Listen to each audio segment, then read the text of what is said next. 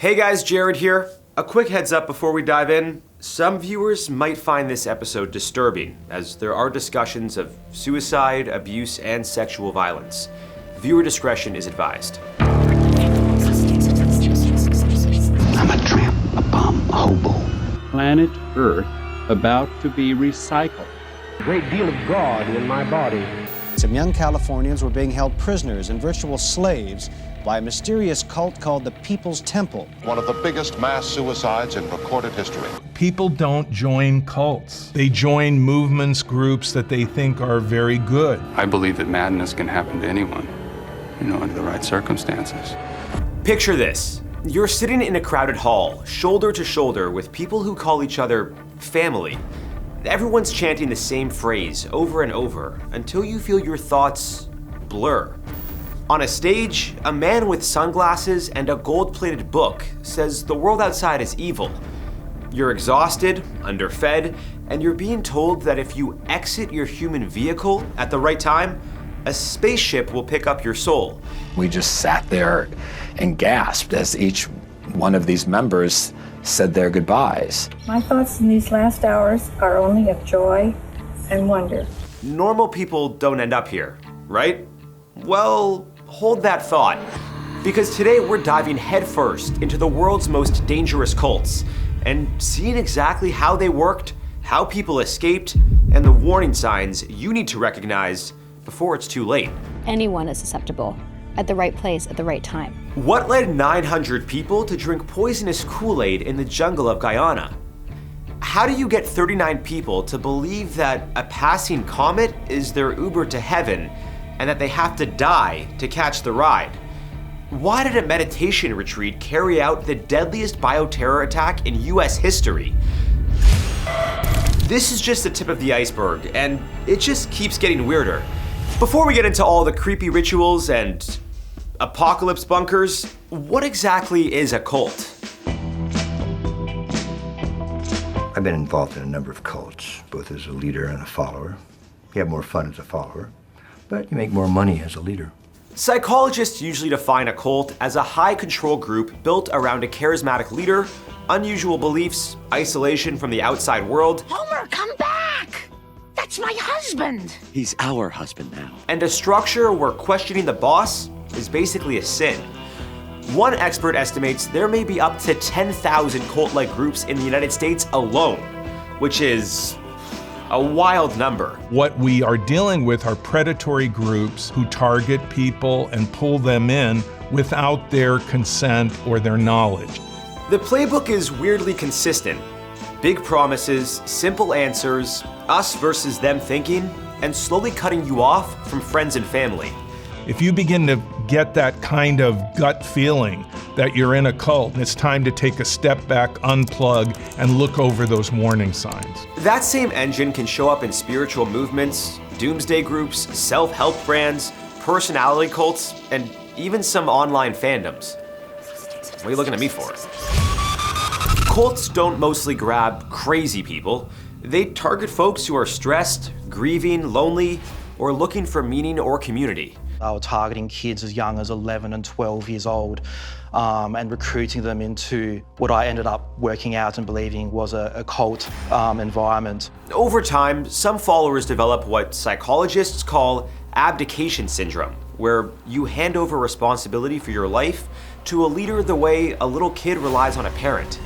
So as we walk through these 8 infamous groups, keep one question in the back of your mind. If you secretly wanted to start your own cult, please don't. What tricks did they use and how did you dodge them?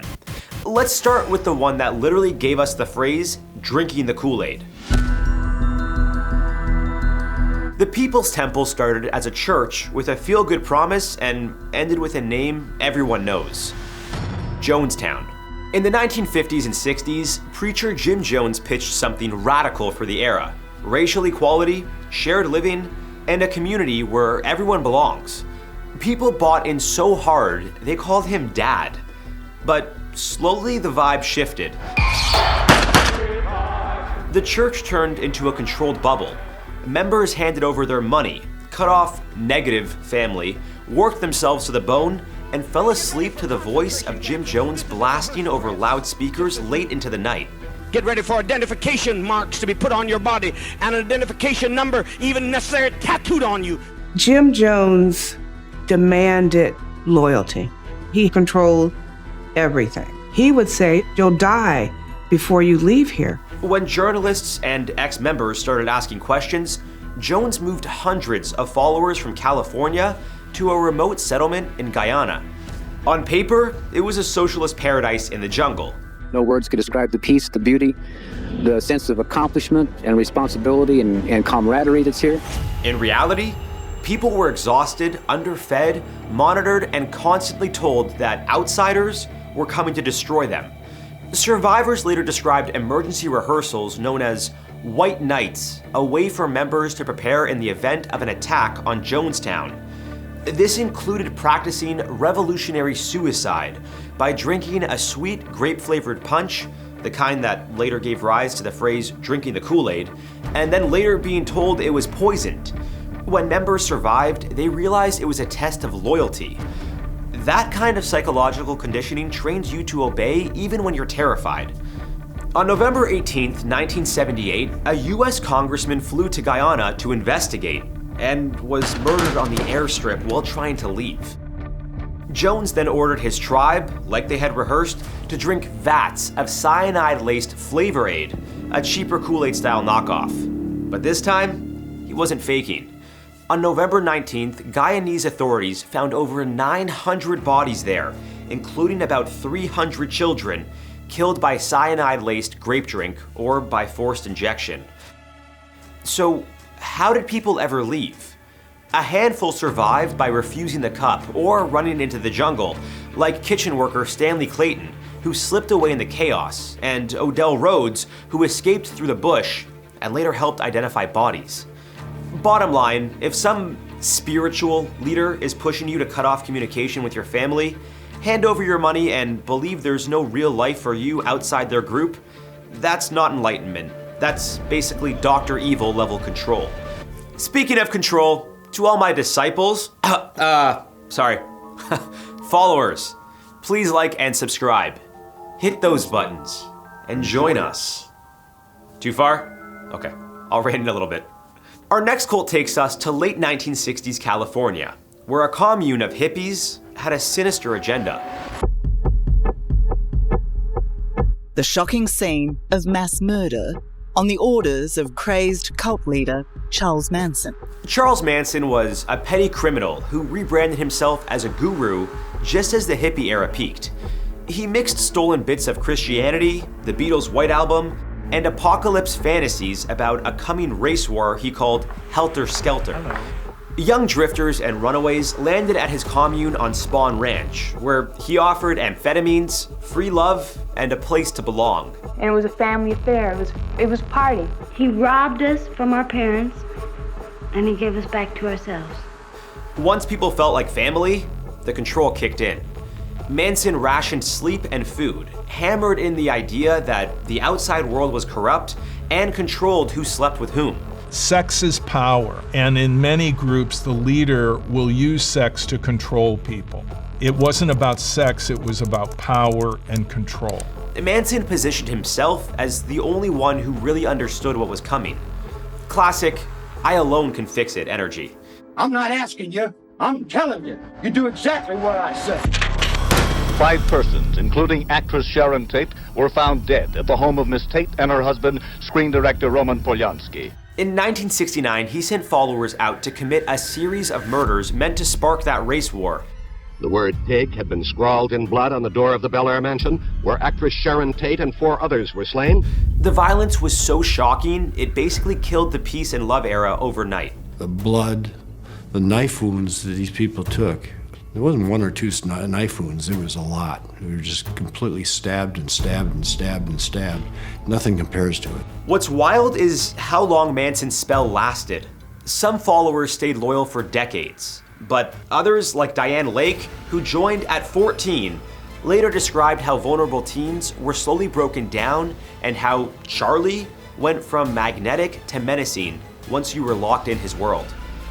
Former follower Leslie Van Houten has talked about the years it took in prison to fully accept she'd been manipulated, not chosen. That was the dirty, chaotic version of a cult. Now let's look at the polished, executive version, the one that looks weirdly modern, a glossy, corporate self-help brand. My name is Sarah Edmondson.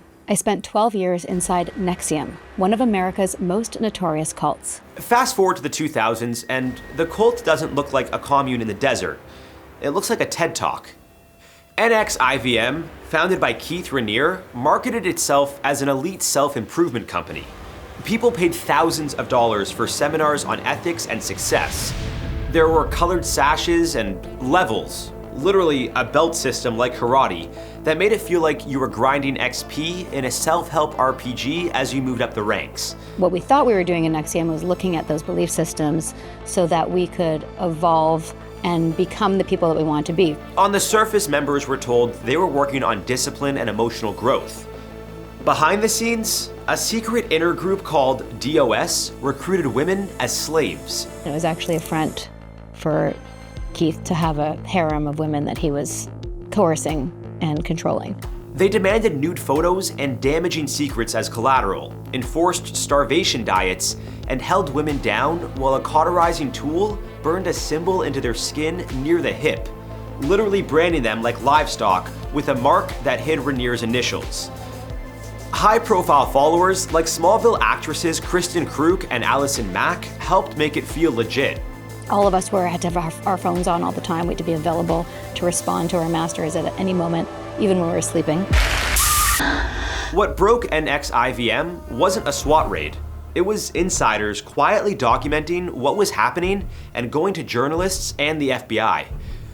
Once those stories hit, the whole personal growth vibe shattered, and Raniere ended up convicted on charges that included sex trafficking and racketeering. Obviously, I wish that I had not gotten grounded, but it caused me to wake up and be able to be an advocate for survivors and be on this path of cult recovery advocacy. Survival tip here, if any course wants full control of your time, your body, and your secrets, that's not coaching, that's straight up abuse. Let's jump from corporate cult energy to something that looks like pure sci-fi horror. We see fallen angels and space aliens as synonymous. It's the 90s, and you're a tech-curious kid who loves computers and UFO lore. You stumble onto a bare-bones website for a tiny UFO religion called Heaven's Gate. The site features grainy videos of a soft-spoken man named Marshall Applewhite, known inside the group as Doe. Back in the 1970s, he had traveled the US with his partner Bonnie Nettles, aka T. For a while, they even called themselves Bo and Peep, as they tried to gather their flock. Nettles died in 1985, but Applewhite kept the movement going, and by the time you find them online, he is the lone leader on camera. In those videos, he calmly warns that Earth is about to be recycled, and the only way to survive is to shed your human body, your vehicle, and board a spacecraft to the next level. Okay, wow. My YouTube feed gets pretty weird, but this is a whole other level of kooky. This guy, Marshall Applewhite, his students were discipled by him to believe that he was essentially the reincarnation of an extraterrestrial being that would take his people to a kingdom beyond this world. Over the years, Heaven's Gate members dropped their old names, cut ties with family, wore identical clothes, and lived by strict routines. They were assigned chores and had no sex, no drugs, no individual style. Yeah, this cult's not for me. Think monk life, but with dial-up internet and apocalyptic vibes. In March 1997, as the Hale-Bopp comet passed Earth, Applewhite convinced 38 followers that a spacecraft was trailing it, ready to collect their souls if they shed their bodies first. Over several days in a rented mansion near San Diego, 39 people, including Applewhite, died by ingesting a mix of phenobarbital and alcohol, and then placed plastic bags over their heads. They wore matching black outfits and Nike Decades sneakers, with a few dollars and coins in their pockets, a ritual detail that burned into pop culture. A few days later, an ex-member who'd received a farewell package called 911. Hello? Yes, I need to report an anonymous tip. This is regarding a mass suicide, and I can give you the address. When officers went in through a side door, they were hit with the smell of death and the sight of row after row of bodies. Each was neatly laid out in bunk-style beds, faces covered with purple shrouds, those same black outfits and Nike sneakers lined up like a uniformed army that never made it to its spaceship. To this day, two former members, Mark and Sarah King, now in Arizona, maintain the Heaven's Gate website, saying they're preserving the group's teachings. On the surface, Heaven's Gate looks like a low-budget X-Files episode gone wrong. On the inside, it was basically a hardcore Discord server where lonely, alienated people were slowly convinced that the only truly safe place in the universe was inside one tiny closed-off bubble. Now, let's get back to Earth, specifically Waco, Texas, and the world of prophecies and revelations.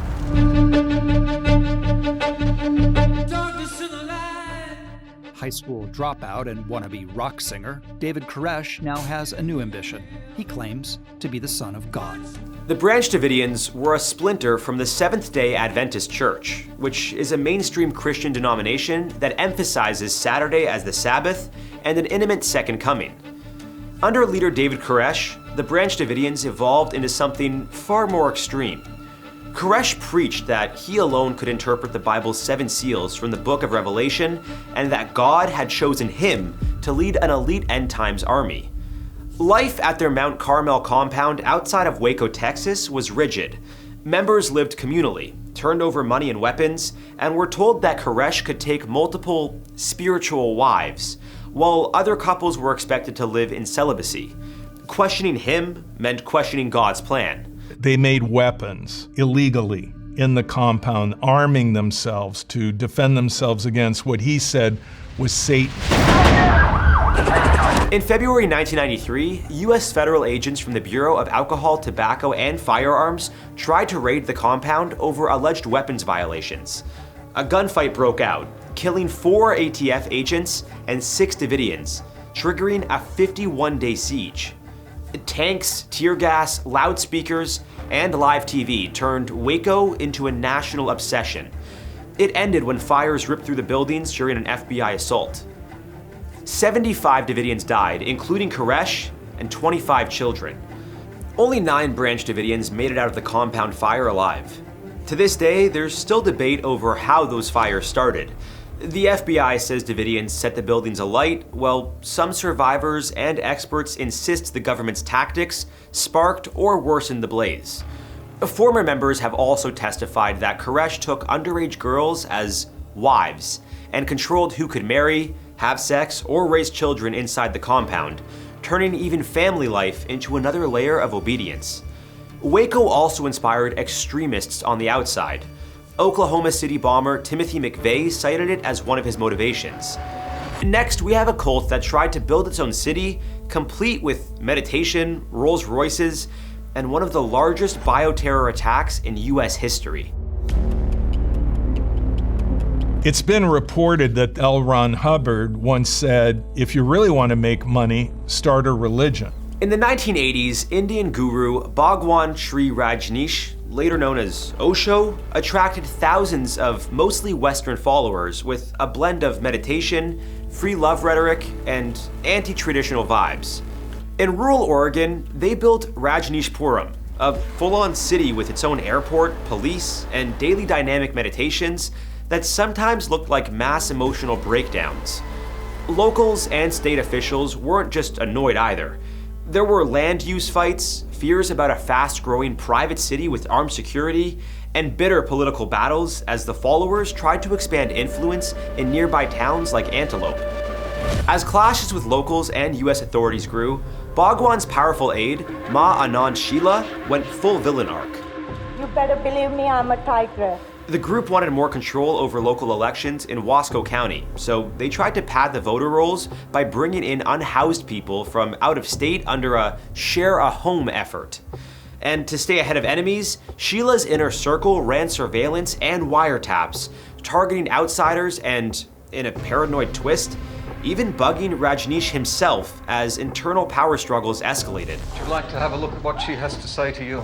You really exploit people by using their human frailty and emotions. She's drugged. She's on hard drugs. Then they crossed a line no one expected. In 1984, followers carried out the largest bioterror attack in US history by contaminating salad bars in several restaurants in the Dalles, Oregon with salmonella. Over 750 people ended up sick. When the plots came to light, Ma Anand Sheila and several other top Rajneeshpuram officials abruptly fled. Sheila was later arrested and faced major charges tied to the operation, including illegal wiretapping and attempted murder. Rajneesh wasn't charged for the salmonella attack itself, but he did get hit by US authorities on immigration violations. He took a plea deal, paid a $400,000 fine, and agreed to depart the US. With the leadership in chaos and the legal net closing in, Rajneeshpuram collapsed, but Osho's rebranded teachings lived on worldwide as a kind of edgy spirituality, raising awkward questions about how easily just vibes can hide very real harm. Some cults hide behind peace signs. The Children of God, later called the Family International, hid behind the language of love. Only has one law, the law of love. Founded in the late 1960s by David Berg, who also went by the names Moses David or simply Mo, the Children of God employed aggressive recruitment tactics and preached an apocalyptic message that was anti-government and anti-mainstream society.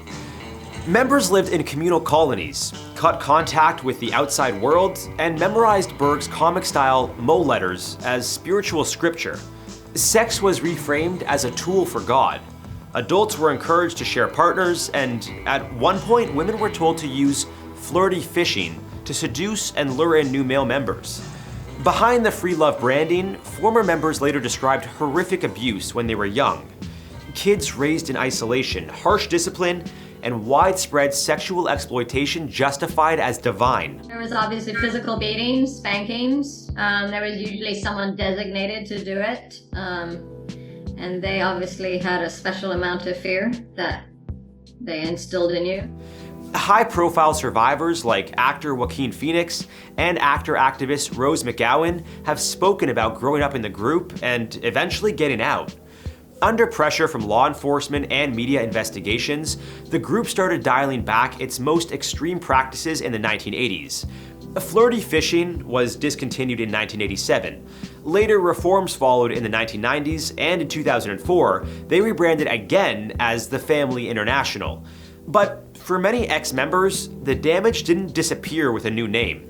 If a movement wraps itself in love but still isolates you, rewrites the rules around sex and family, and makes leaving feel impossible, it's not some special exception. It's running the same cult playbook you've been seeing so far.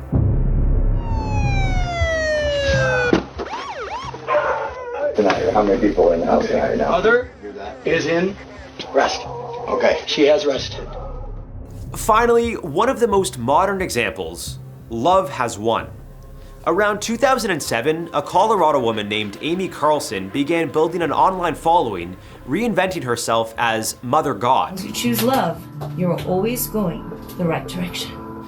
This wasn't about a giant compound. It was a small, very online New Age cult. Carlson claimed to be a reincarnated deity who lived many famous past lives.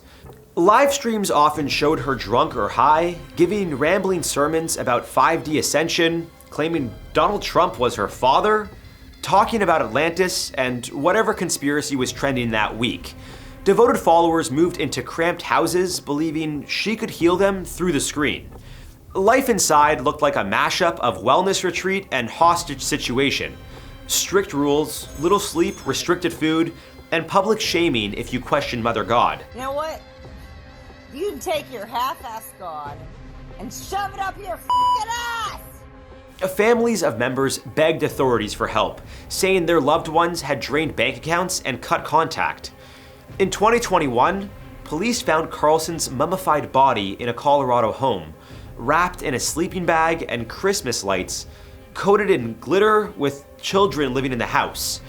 No one was convicted of killing her, but 7 followers were charged with abuse of a corpse and child abuse related to exposing children to the remains. Even after her death, some die-hard believers kept promoting her teachings online. Love Has Won shows how, in the social media era, you don't need a ranch or matching tracksuits to run a dangerous cult.